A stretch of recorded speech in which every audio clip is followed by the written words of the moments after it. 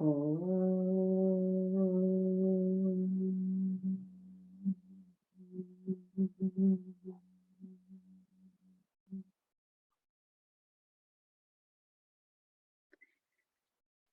Hari Om. Good evening, everyone. Thank you for joining us on this long weekend. We're grateful to be here with all of you.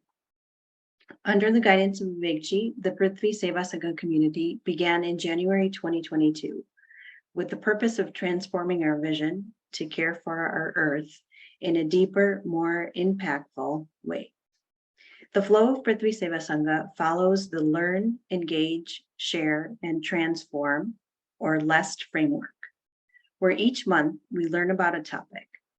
An article on the topic is written by the presenter of our workshop for us to learn in the first week of the month. We then engage in an action or aim for the month that begins in the second week. In the third week, seekers share their reflections on the specific topic on our Prithvi Sevasanga page. And finally, our transformation is solidified in the fourth week during the workshop. Over the past 10 months, we have learned about climate change, planetary health, sustainable living, food waste, low carbon tourism, sustainable buildings, and changing our landscapes to help increase the bee population. This month, a month in which we are flooded with sales, deals, new products or gadgets, and the pressure to gift, the topic of meaningful giving is most relevant. Today's workshop is unique as we will hear from multiple seekers who are learning, engaging, reflecting, and striving to transform their lifestyles to protect and respect our Prithvi. We will first hear from Lavanya, who lives in Raleigh, then myself from Chicago, and then Ricky from Toronto will share his thoughts and lead us through dynamics. We will also hear from our past speakers in a video that has been specifically prepared for this workshop. The goal for this workshop is to not only to hear from the speakers, but to also learn from each other. So please do share openly in the chat and or verbally during our dynamics. So let's get started. Hari Om, Lavanya. Here you go. So, Kanchan, if you can share the slides. Here I am, everyone. Happy to be with all of you today. So happy to see that everyone's so dedicated, even despite being a long weekend, like Rita said. And so we titled this month's presentation, "'Tis the Season for Meaningful Giving." And I think that'll become more clear as each of our speakers kind of gives their perspective on what meaningful giving means to them while trying to have a better eco-friendly impact doing that as well. Next slide. This time of year between Navratri, Deepavali, Thanksgiving, and Christmas has many of us in all the feels. Good food, good company, good times. But so often in all the extravagance, we lose the true meaning and spirit of the holiday season and instead end up indulging in excessive clothes, decorations, gifts, etc. We're excited to use this community space tonight to reevaluate and rediscover the true purpose behind the holiday season and how we can give meaningfully in ways that are not so harmful to our earth. Next slide. As we began researching for this workshop, we were taken aback by how badly our consumption habits are harming our Prithvi. We wanted to share some statistics. A 2015 study shows that the production and use of household goods and services were responsible for 60% of the global greenhouse emissions. A typical American's yearly carbon emissions are 5 times that of the world's average person. Across its life cycle, the average product results in carbon emissions 6.3 times its own weight. According to the film The Story of Stuff, only 1% of stuff is still in use 6 months after its purchase. Next slide. We wanted to set the scene for how history has set us up for consumerism culture. It wasn't until post-World War II and the turn of the 20th century in which the birth of real consumerism, as in buying beyond that which we need, began in America. This aligned with some major advances in automation technology, which allowed for mass production of items for cheaper prices, consumer marketing, as in luring people into buying all the products, and the ability to purchase items using credit. However, this quickly devolved into a psychological phenomenon known as keeping up with the Joneses. Instead of being happy with what one has or has purchased, everyone was looking around at their neighbors and seeing what they have and trying to one up each other. This is illustrated in the comic in this slide, in which the wife asks her husband for a certain item that the neighbors have, and the husband goes and asks his boss for a raise to buy this item, and his boss reminds him that he can live comfortably with his current salary. Next slide. So these are some graphics that were shown on social media prior to Black Friday by Chicks for Climate. And I think it's really telling. You can clearly see Black Friday sales have soared 361%. And really what we're seeing here is this idea of people wanting to buy more and more, thinking that's where happiness is, that next purchase is going to bring them happiness. But clearly, you know, if that were the case, we would have a lot more happy people in the world. And unfortunately, that's not the case. So just something to keep in mind. Next slide. So today, each of us will be giving our reflections or ideas on what meaningful giving has meant to us. So I'll start with my experiences. So first is giving the gift of an experience. As we grow older, we come to realize that time is precious, especially undistracted time where we can give our full attention to being in the moment with our loved ones. One idea is taking a trip, nothing too extravagant. We've tried local beaches in the mountains in our family and spending a few days away from the daily routine together and just enjoy being. Second is when I get ready to give gifts to my loved ones, I think how most people I know are fortunate and have everything they need and more. So why not use the occasion to give back to those who really lack and could use these resources?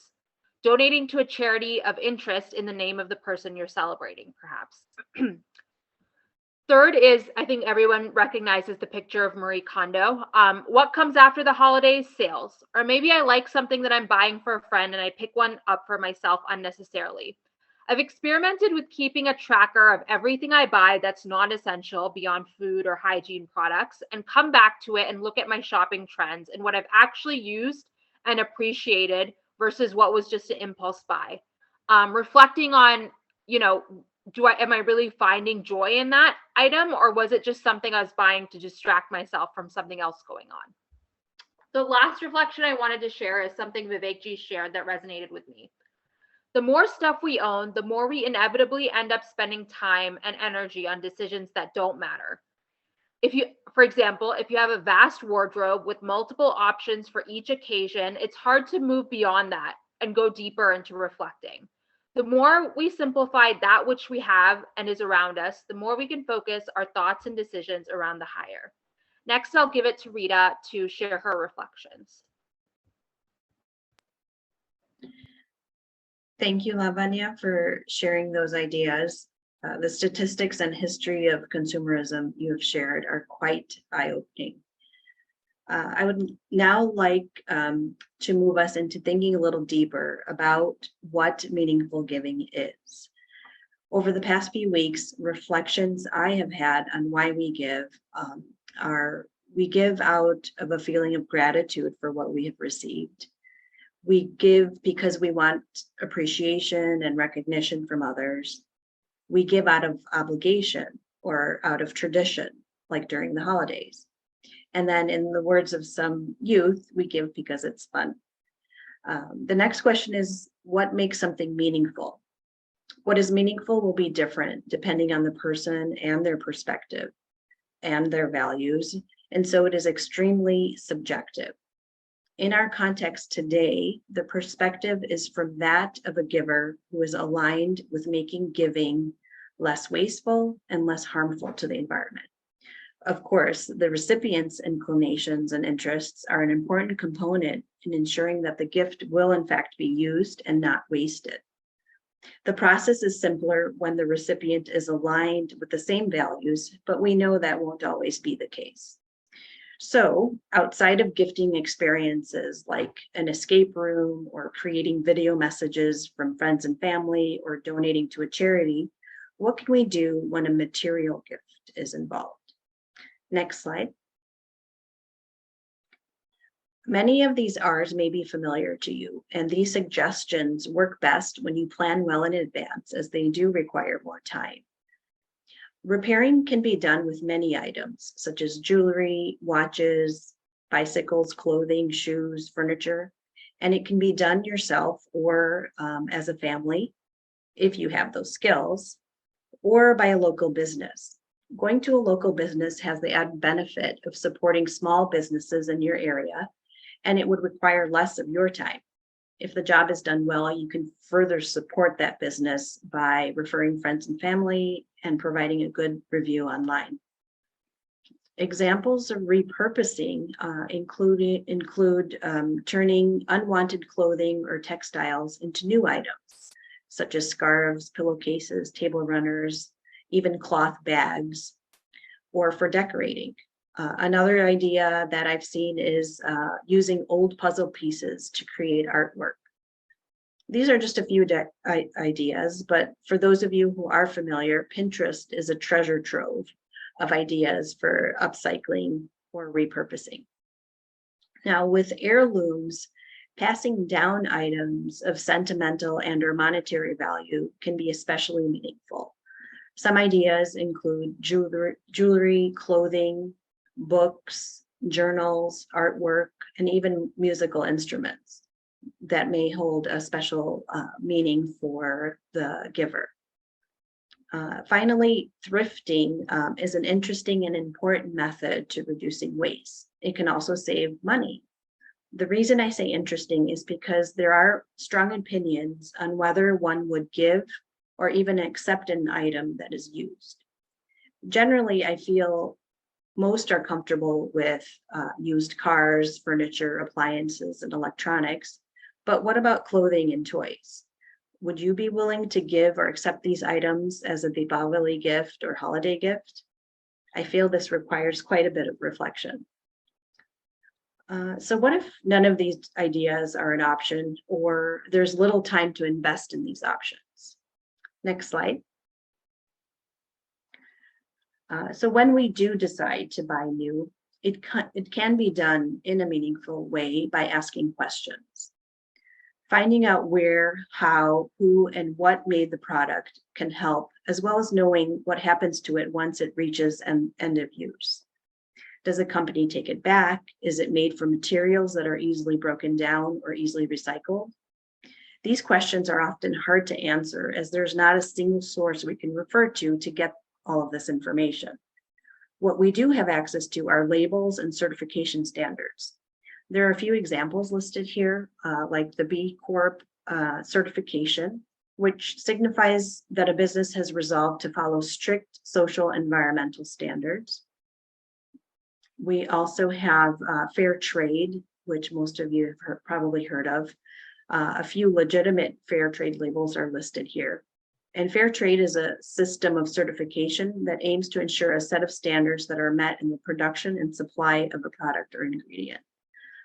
The FSC, or Forest Stewardship Council, sets standards to ensure that forests are being managed in an environmentally responsible way and that products like timber, paper, and furniture are made sustainably.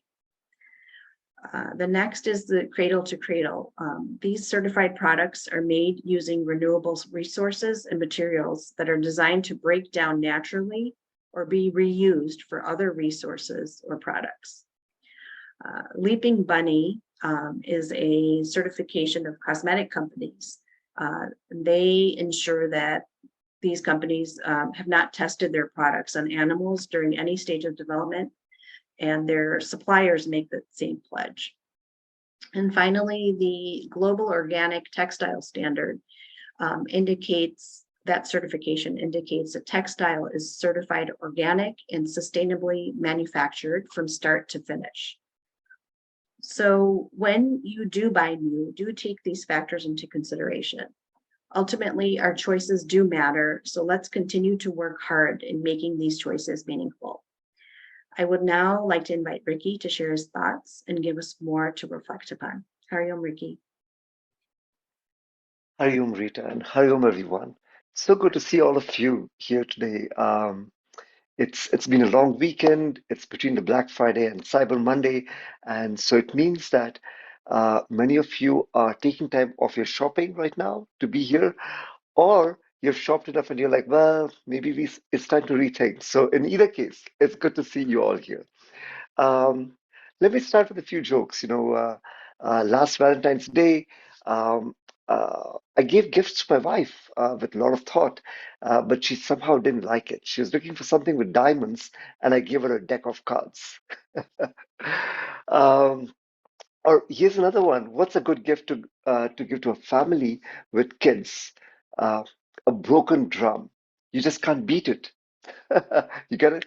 Okay, so let's start with this. All of us understand that we want to give meaningful gifts, and that's always the intent. I truly believe that. That's the intent for everyone to give our gift with heart. But somehow, over the last few years, and as Lavanya has very nicely pointed out with the statistics, and Rita has talked about in terms of the material gifts as well, that shift happens towards a cart. So, in this part, I'll try to bring the shift from the cart back to the heart. So let's go to the next slide, and we look at what that intent is for most people. And for most of us, we aspire to give gifts that are truly from the heart. It doesn't matter whether it's big or small. We always tell that when we give gifts or we receive gifts, that doesn't matter. It's big or small. As long as it's from the heart, the thought counts. I always hear that. So that's what we all aspire to do. But what happens is something else. And that's a stat in the next slide uh, that talks about the gift industry. This number blew my mind when I saw it in the research. $434 billion. Dollars. That's the global gift industry projection for 2027. And you can see what contributes towards that in terms of clothing, gift cards, toys, books, food, candy, personal care items, electronics. Those are the big things. This is huge, and we all contribute to this. This is what a society demands of us as well, whether it is a Diwali or a Thanksgiving or a Valentine's Day or a Mother's Day. The celebration is about giving gifts then. Um, so let's skip it back. Let's put it back to the time machine and let's go back in time. And I'm going to go back in time for my life. So if you go to the next slide, uh, actually, I forgot this part. So the gap between the heart and mind that happens is this. We intend to give gifts that are from the heart. The cart takes over. And what happens in the period is we somehow create this perception that if the gift is not from the cart, if it is not something that the society is looking for, then it's cheap. And that's a very sad truth, right? And Rita alluded to that as well, that it takes that mindset shift to overcome that illusion that, hey, if the gift is not the Amazon box that's going to be unpacked and unwrapped, and oh, it's not the same iPhone that the rest of the world has, then it's cheap. And it takes a mindset shift to overcome that. So let's go back in time. I'm going to take you through my birthday tradition that used to happen when I grew up in the next slide. Um, there you go. So, growing up, I actually didn't realize that there was this idea of a birthday gift. There was no concept of a gift. Uh, our birthday tradition for my brother and me was to go to this blind school, which is just a few streets away from where we lived. And my mom would prepare a meal, which would include the sweet. There was a favorite sweet, montar. So that process itself was amazing for me. So I would smell that fresh montar being made, and I'd have that warm while it's made, the first batch after it's given to Bhagwan. I would have that first batch, and then that would be included with the meal, and we would go and go in person to the blind school and serve it to each child there. And that was so powerful that even to this day, years later, I can still feel that happening. That was the experience. It was filled with meaning. It wasn't about a gift, it was about giving. So fast forward now, I have two young kids. So if you go to the next slide, we have initially we sort of naturally fell into this mode. Oh, we need to give a gift. It's a birthday. What do you want? And let's get that packed and create that excitement. So we've still maybe tried to retain a bit of that, and we're trying to shift that back towards meaning from the cart to the heart. And this is how we did it this year. So on the left is my daughter. Um, We have given her a second-hand guitar from Kijiji, and what's beautiful is uh, it's not a toy. It's not positioned as a toy. It's positioned as here's an opportunity for us to have this experience together where I can play guitar, you can play guitar, and you can learn something. On the day we went to one of the grocery stores, did the whole shopping, and you can see it on the bottom right. Um, we got them to fill the cart, but the purpose of the cart was to actually donate it to this charity, the Core Street Mission, and that still is a memory for them. Like the birthday's gone by, but they remember that hey, they were able to pick the cereal that they thought they wanted to give, and it would be helpful for somebody who was homeless. So that was a powerful experience as such. And for my son, we have given him a cricket set. We couldn't find that second-hand piece, but again, the idea here is that it's an experience that he will have with us, with his friends, with the community. It's not a toy that he's going to spend that individual time and get his individual gratification. So we're trying to shift that as well. And let's take this forward to the next slide. So I've talked about myself growing up. I've talked about how we do this for the kids. But one part of this shift from the cart to heart happens when we lead with our communities. So we are trying to bring meaning to the gifts that we give each other in our community of friends and families. So last year we started doing this where the kids prepared the diyas. They handmade that with flour. So this is made at home, and they painted it. And each child gave it to the other child in the group of friends.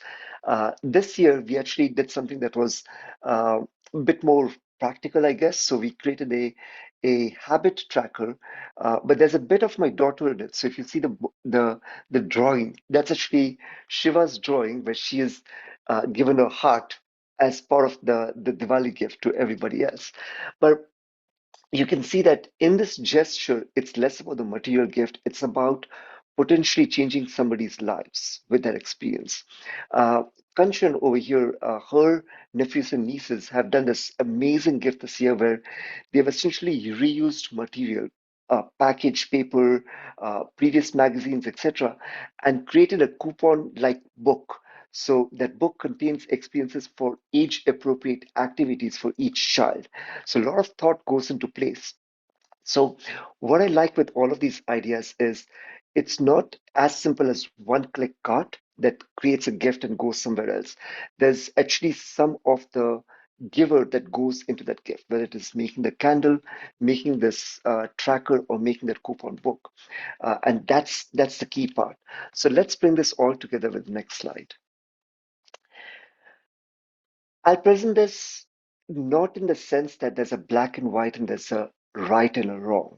There's just different perspectives to the cart and the heart, and we can be more mindful of how we go in the spectrum. When we go purely on the cart, what we are essentially saying is we are putting our money, our hard-earned money into this, and we're giving a gift. But when we put the heart into it, we basically say, what's the time and the effort that we can put into this gift that we're giving? Um, in a pure cart scenario, what we're doing is we're saying, hey, we don't really have the time and effort, so we might be outsourcing quite a bit of this to Hallmark, to the Amazon. We might be helping Jeff Bezos get just it incrementally richer, if you will. Uh, but in the heart piece, this we are taking it in-house. We're actually doing that work with our hands, and we're spending our time into it. Uh, in the card scenario, what tends to happen is a gift is opened up and the receiver connects with the object that's given. Whereas in the one that's for the heart, it might be perceived as cheap, maybe, but what happens is the receiver connects with the giver because the giver has put their time and effort into it. So that connection happens in a much more direct way. Uh, the card gift contributes to the economy. So, hey, maybe that's a good thing if we care about that part. But on the other hand, if you put a bit more of the heart into it, we can actually focus on the harmony with the environment and make sure that this gift going in there to the receiver is something that is sustainable. And that brings me to the last point that maybe, the gift from the cart is a bit more glamorous. It's a bit more, hey, I can post on Instagram and say, I got this piece, right? Uh, but the one that's made from the heart is going to be more sustainable, not just from an environmental standpoint, but it's going to have a deep, lasting impression, just like the blind school experience had for me and the experience for my kids when they did the candle and give it to somebody else. So I would really encourage all of us and invite all of us to think of how much of the cart is happening and how much of the heart. With that, let's move over to the dynamics. Um, so on the next slide, yeah, there you go. I really like one of the words that Rita has used, which is about rethinking our approach. And um, we can take a look at all of these scenarios that are coming up, whether it is Thanksgiving, the next Diwali, Christmas is going to be coming up, or the next birthday, the next time we have an opportunity to give or to receive. How are we rethinking those scenarios? Because some of those will require a mindset shift. So I like to invite this community over here to rethink our approach for gift giving in these scenarios, which will be posted on the chat as well. So with that, thank you very much, and the breakout rooms will be opening up shortly.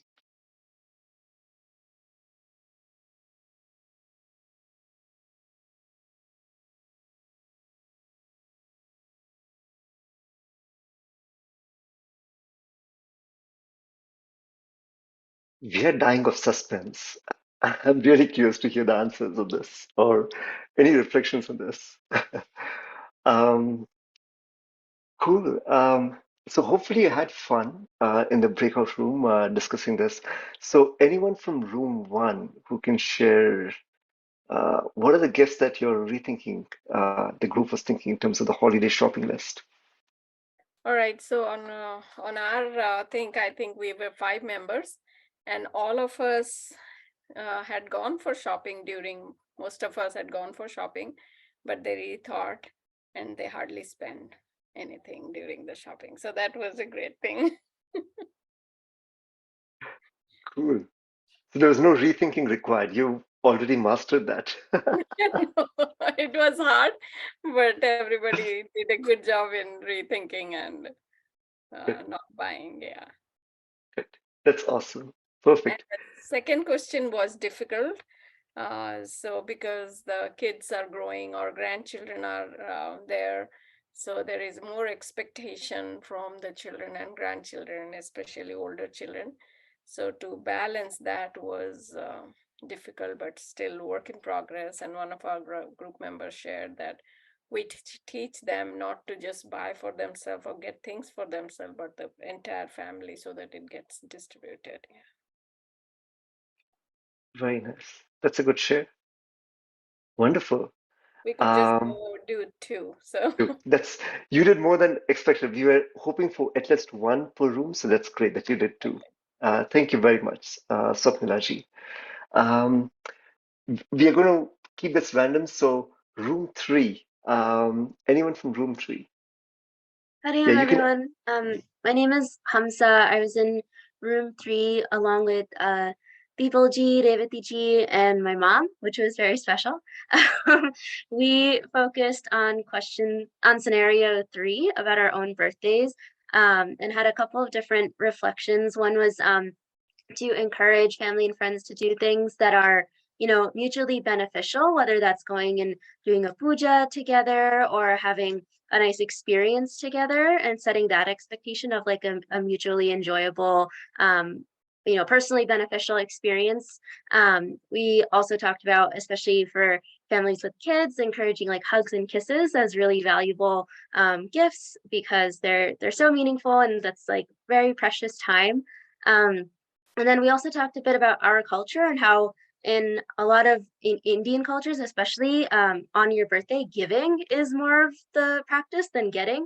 And so kind of trying to find that connection to our culture and emphasizing with our friends and family that we want to focus on giving to others who might not have as much as we do, or what kind of giving we can do instead of getting, for our birthdays. And we also talked about making sure that when we want new things, that we prioritize thrifting or reused items as much as possible and making sure we're contributing to that kind of economy as well. Beautiful reflections.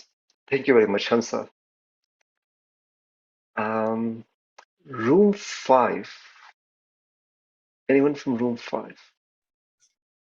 Hari Om, everyone. My name is Vignesh. I had the privilege of talking with Charuji and Kamalji. So our question was about, when someone gives you or your family a gift that you don't really need or want, what do you do? So the first thing that came up in our group was we donate it by giving it to someone for whom it would be a more meaningful gift, or giving it to a thrift store or something like that. And then we kind of spoke about how to prevent this from even happening. So if we anticipate there's going to be a situation where someone will give us a gift, we can just ahead of time say like, no gifts, please, or please donate here, or something like that.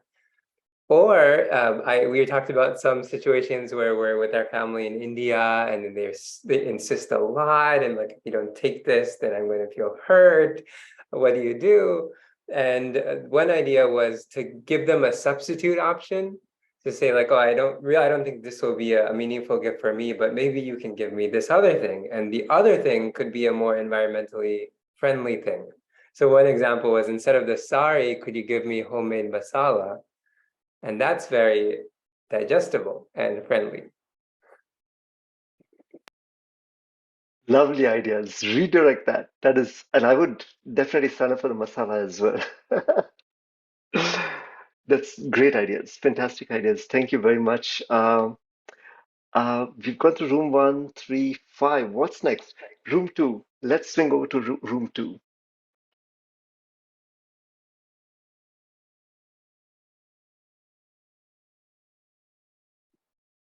This is Prima. I can go ahead and share.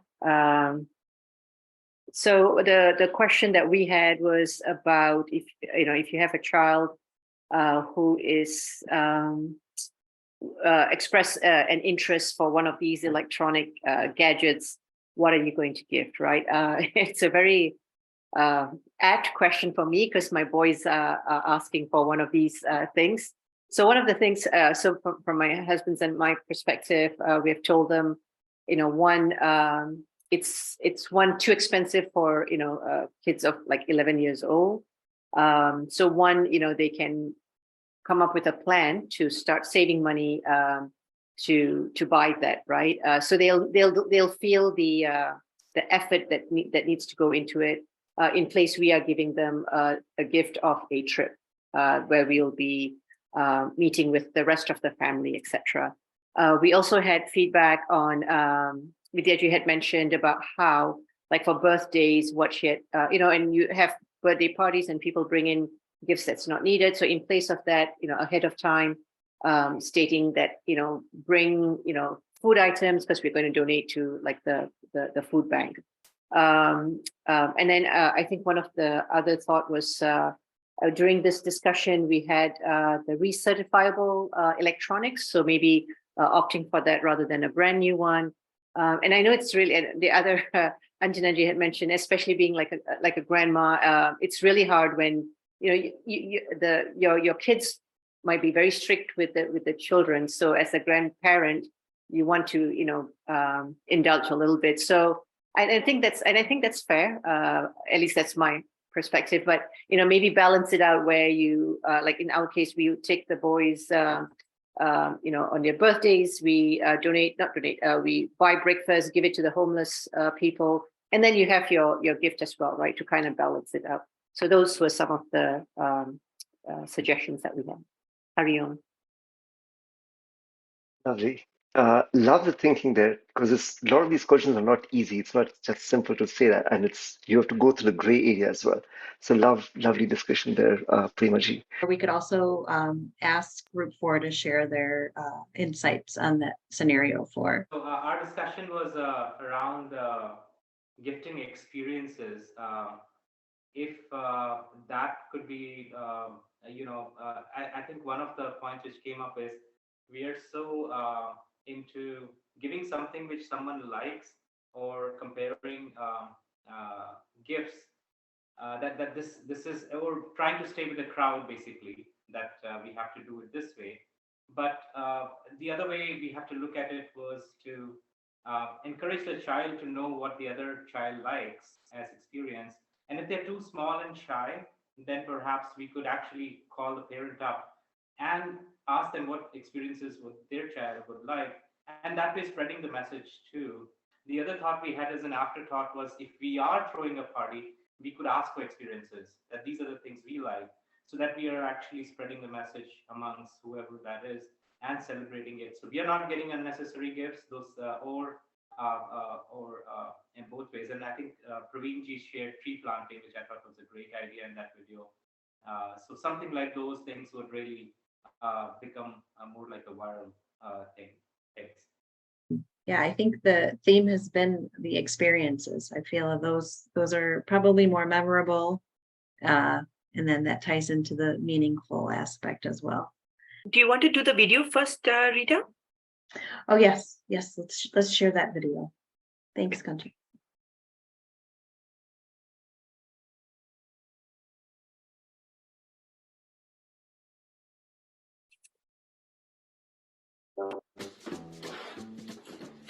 Hey kids, let's talk about gifts and toys, shall we?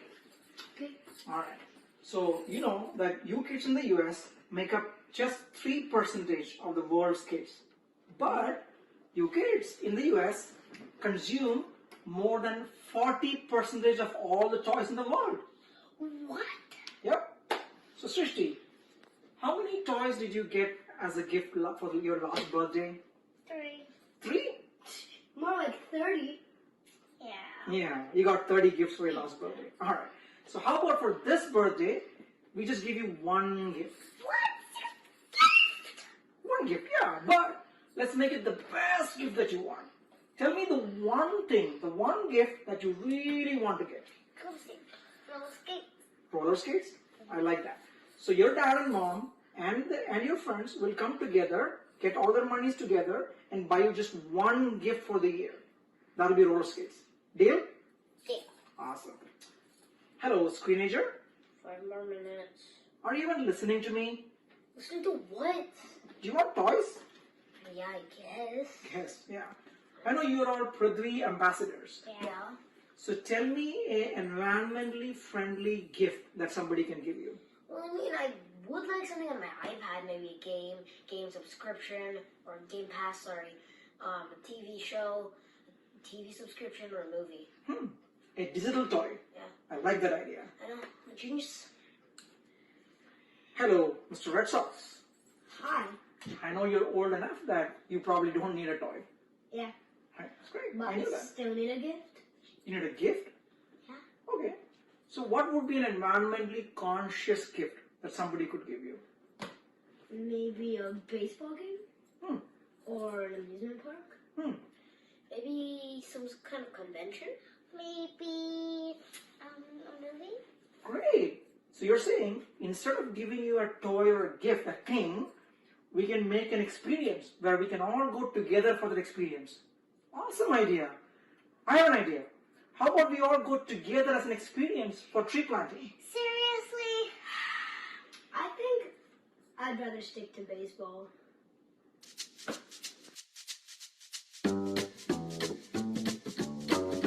Blue and green gift giving ideas. Cleaning pods where you put the concentrate into water to get your hand soap or floor cleaner, and the pod itself is used as a fertilizer in your plants. Another option is very affordable, almost compostable bamboo toothbrush, vegan floss. And next one, even though not compostable, are menstrual cups. They last for up to a decade or more and save a lot of sanitary products going into landfill.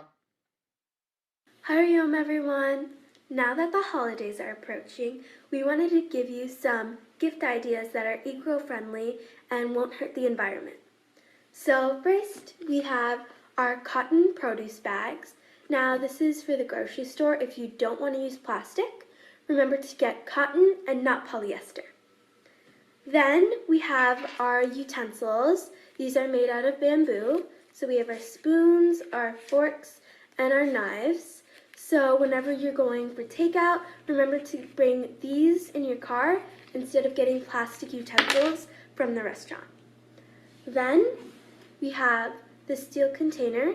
Now this is for any leftovers at the restaurant because typically restaurants use styrofoam, and that's very bad for our environment. So you can get this to take home for your leftovers. Then we have 2 soaps. So this is shampoo. Typically shampoo comes in a plastic container. So this is paper. And then we have the body bar.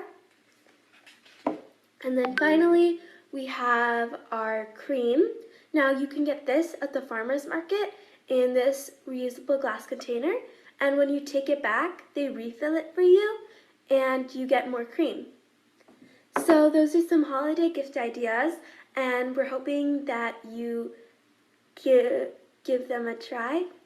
Hariom. Hariom everyone. My holiday gift idea is beeswax candles. These are great because they're 100% biodegradable. They burn clean, meaning they don't release any soot, and they'll also last a long time because they burn slowly. If you do want to get these, try to get them from a local artisan market and where you can also support local beekeepers. Hariom everyone, my eco-friendly gift pick is beeswax wrap, which is a natural alternative to plastic wrap for food storage. This is great because it's machine washable, so you can use it multiple times. You can find this at your local natural goods store or even online. Hey everyone, I'm here to give you a few sustainable gift ideas. So these are things that I've been either gifted or that I've gifted myself. But as the holidays are coming up, a few things for you to consider when you're gifting from a sustainability standpoint. So this is a Dutch oven that I received from my boss actually, and she bought it secondhand at a thrift store.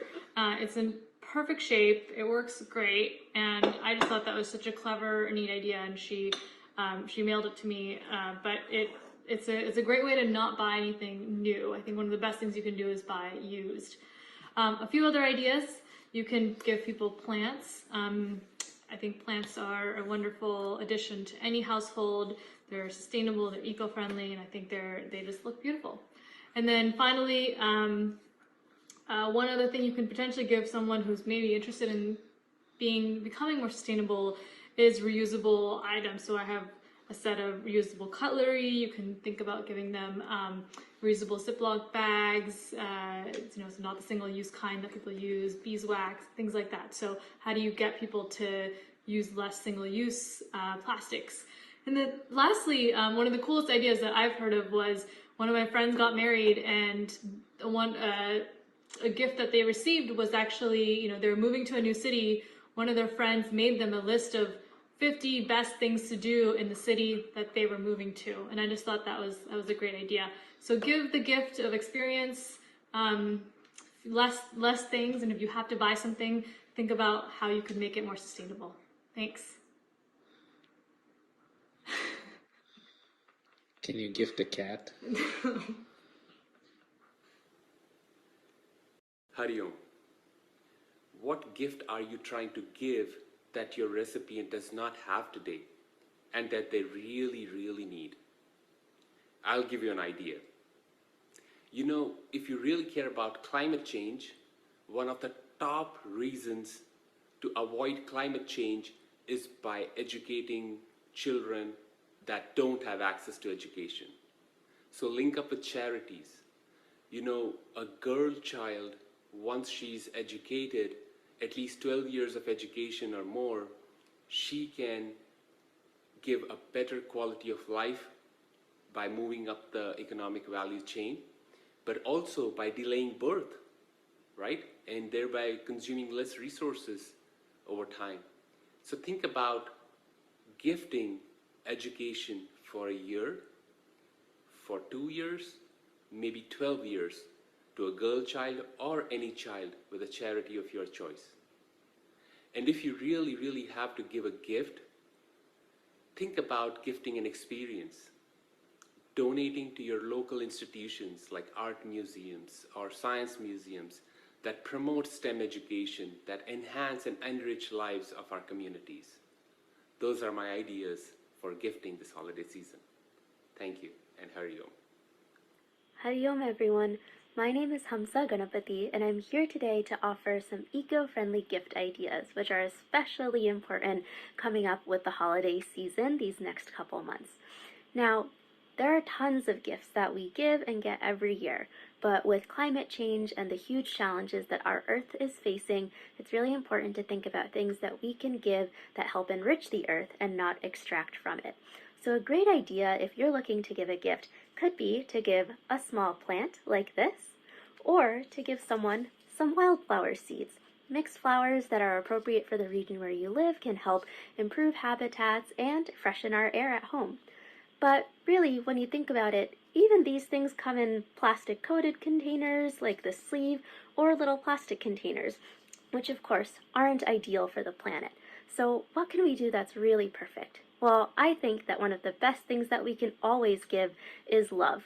Love is more important than any material thing or object or plant or animal that we can have specifically in our hands during this time. So the best gift, I think, is to give your loved ones the biggest hug that you could ever give them. It's a great gift that not only is easy to prepare, that is really affordable for literally everyone, hopefully, and is a really perfect zero carbon gift. So if you're looking to give a gift, of course, find some eco-friendly options, but to me, a hug is always the best. Hari Om.